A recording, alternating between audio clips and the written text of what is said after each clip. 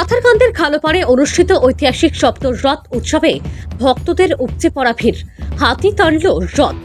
প্রতি বছরের নেই এবারও পাথারকান্দির খালোপাড় গ্রামে অনুষ্ঠিত 194তম ঐতিহাসিক সপ্তরথ উৎসবে ভক্তদের ভিড় ছিল চোখে পড়ার মতো। মঙ্গলবার নির্ধারিত কার্যসূচি মোতাবেক এলাকার দক্ষিণ বিলবাড়ি, উত্তর বিলবাড়ি, পাত্রগ্রাম, পেকুরগ্রাম, মন্ত্রীগ্রাম, ছাত্রাগ্রাম ও নয়ারহরের 7টি সুসজ্জিত রথ একে একে খালোপাড় গ্রামে মিলিত হয়। এতে রং বেরঙের বস্ত্র পরিধান করে বাদ্যযন্ত্র সহ বিভিন্ন বয়সের ভক্তদের রথের দড়ি ধরে টানতে দেখা গেছে। পাশাপাশি বেশ কটি কমিটির রথ হাতি দিয়ে টানা হয়। এই ঐতিহাসিক সপ্তরথযাত্রায় উপস্থিত ছিলেন সমষ্টির বিধায়ক কৃষ্ণেন্দু পাল।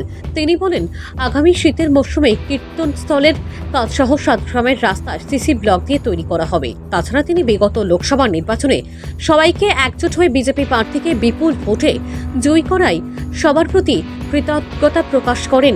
এদিনের রথযাত্রা উপলক্ষে উল্লেখিত স্থানে মেলাও বসে, ফলে এদিনের ভিড় সামলাতে হিমশিম খেতে হয় প্রশাসনকেও।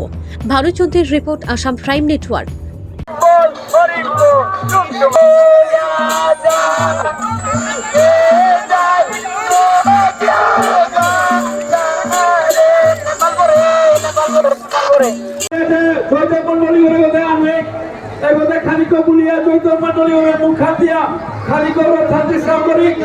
আমি অনুরোধ করি আর অনুরোধ করে না গইয়া খালি পায় গোলাবে